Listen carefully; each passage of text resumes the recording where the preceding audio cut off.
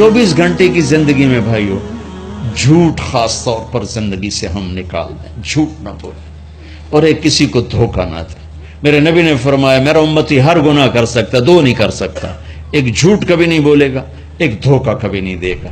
تم جھوٹ نہ بولیں، دھوکہ نہ دیں، ظلم نہ کریں، زیادتی نہ کریں۔ ظلم و زیادتی سے اللہ کا غضب حرکت میں آ جاتا ہے۔ میرے نبی نے فرمایا من آذا ذمیا فقد آذانی، جس نے کسی غیر مسلم کو بھی دکھ پہنچایا تو اس نے مجھے دکھ پہنچایا، جس نے کسی غیر مسلم کو دکھ پہنچایا اس نے مجھے دکھ پہنچایا۔ میرے نبی نے تو اپنے ساتھ رہنے غیر مسلموں کے ساتھ اتنی رحمت للعالمین کا ثبوت دیا۔ ہم ان کے برتن بھی الگ کرتے، وہ برتن کو ہاتھ لگانے میں کہ دھو، برتن دھو کے لاؤ، اتنی نفرت کا اظہار۔ بھائیو محبت سے رہیں، اپنے کاروبار میں ہو سچ بولو، صحیح تولو، وعدہ خلافی نہ کرو، وعدے سے پھرو مت، کسی کو دھوکہ نہ دو، کسی کو فراڈ نہ کرو۔ بازار کا دین سچائی ہے، صحیح تولنا ہے اور دھوکہ نہ دینا ہے۔ گھر کا دین ماں باپ زندہ ہیں، ان کے پیر دھو لو، ان کی دعائیں لے لو۔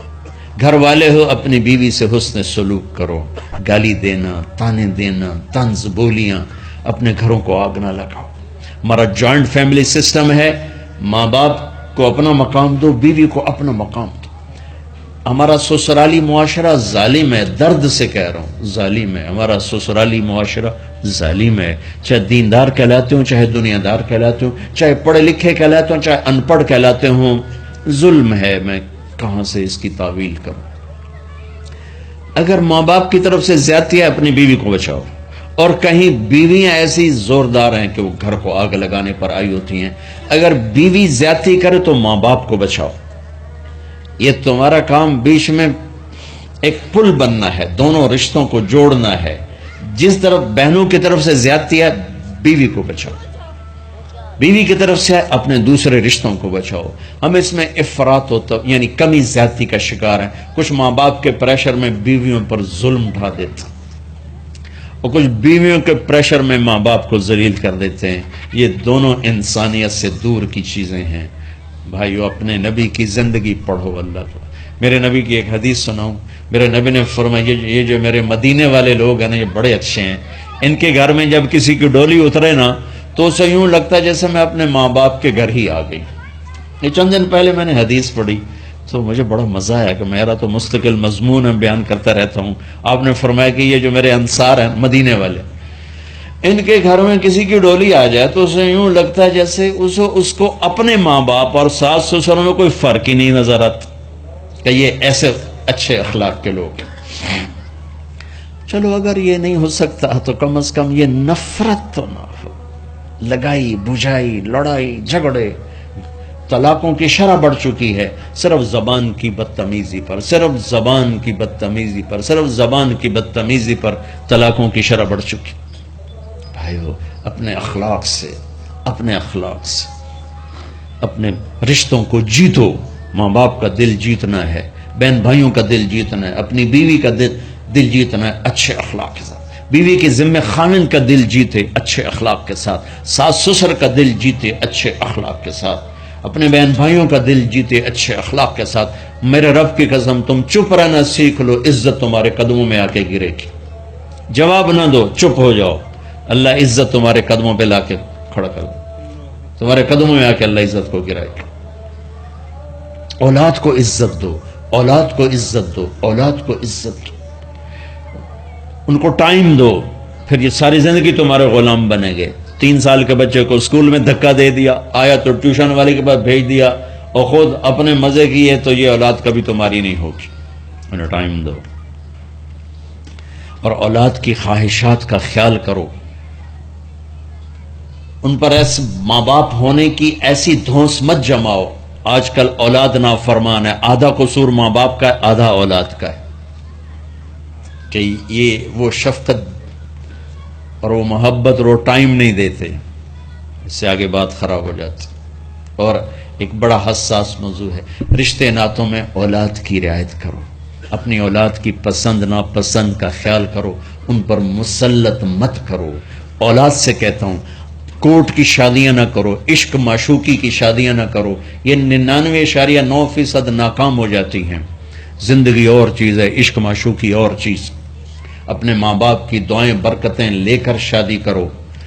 لیکن ماں باپ سے کہتا ہوں اگر کہیں بچی کہہ دے میں نے نہیں کرنی یہاں، تو اللہ کے واسطے اس کی رعایت کرو، اس کو گائے بھینس نہ بناؤ کہ جس قلے نال مرضی جا کے بن چھڈو۔ انسان ہے، جانور نہیں ہے، انسان ہے۔ زندگی جس نے گزارنی اس کی رعایت کرو، اس کی رعایت کرو۔ اولاد سے کہتا ہوں ایسے لو میرج اور گرل فرینڈ بوائے فرینڈ ہمارا کلچر نہیں ہے، یہ ہلاکت اور تباہی کا راستہ۔ میں قربان جاؤں میرے نبی کی صاحبزادی جنت کی عورتوں کی سردار کا رشتہ آسمان پہ طے ہو چکا ہے کہ علی کے ساتھ کیا جائے گا۔ خبر آ چکی، جبریل آ چکے ہیں کہ یا رسول اللہ فاطمہ علی کے لیے ہے، اور حضرت علی رشتے کا پیغام لے کر آئے، اور آپ فرما رہے ہیں انشاءاللہ۔ ہاں نہیں کی، کہا انشاءاللہ۔ ہاں تو ہو چکی ہے، انشاءاللہ۔ ہاں کیوں نہیں کی؟ ہاں ہو چکی۔ آپ کو سبق سکھانے کے، ہمیں شریعت سکھانے کے۔ گھر تشریف لے گئے، فاطمہ بیٹی علی کا رشتہ آیا ہے، ہاں کر دو۔ اللہ اکبر۔ جب جبریل آ کے بتا چکے ہیں کہ یہ رشتہ ہو چکا ہے آسمانوں پر، اللہ نے کہہ دیا ہے کہ فاطمہ علی کا کے ہاتھ میں دی جائے گی، پھر یہ کیوں پوچھ رہے ہیں بیٹی علی کا رشتہ آیا، ہاں کر دوں؟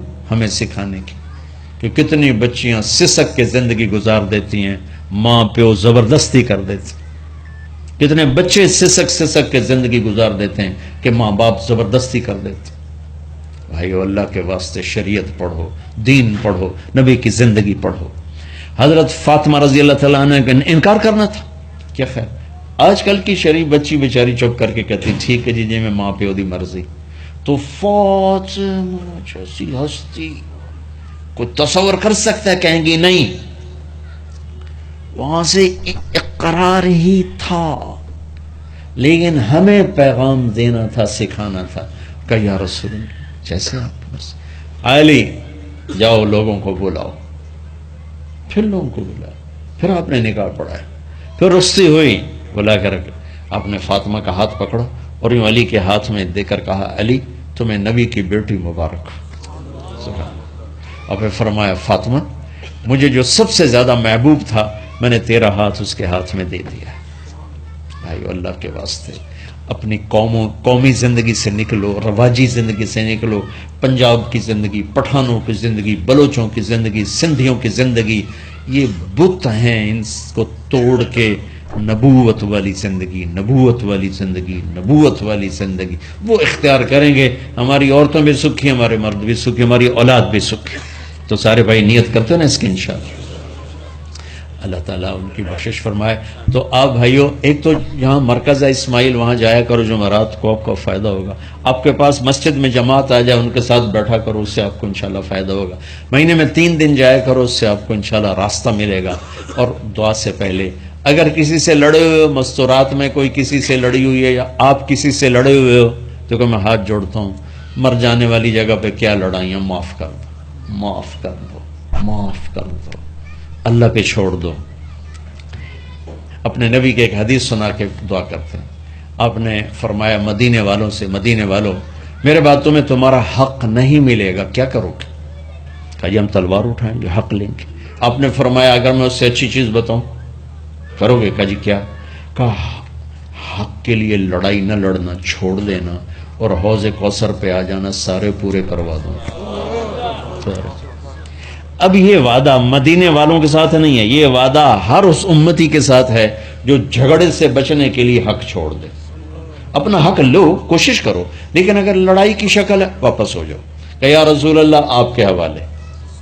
آپ نے مدینے والوں میں ہمیں بھی شامل کیا ہے، جس کا حق مارا جائے اور لڑے نہیں، چھوڑ دے، صبر کر جائے، میرے انتظار کر آنکھیں بند ہونے کا کہ میرا نبی تیرا وکیل ہوگا اور اللہ جج ہوگا، ان ویکھیا فیصلہ کہندا ہوندا ہے۔ پھر تم اپنے حبیب کو اپنا وکیل بنا لو۔ اب معاف کر دو، عورتیں بھی معاف کر دیں، آپ بھی معاف کر دیں، گلے لگو، امت بنو، محبت سے رہو، کیا 4 دن کی زندگی میں نفرتوں کی آگ بھڑکانا، محبت کے پھول بکھیر کے چلے جاؤ، کیا ظلمتیں پھیلانا، اپنے حصے کی شمع جلا کے چلے جاؤ۔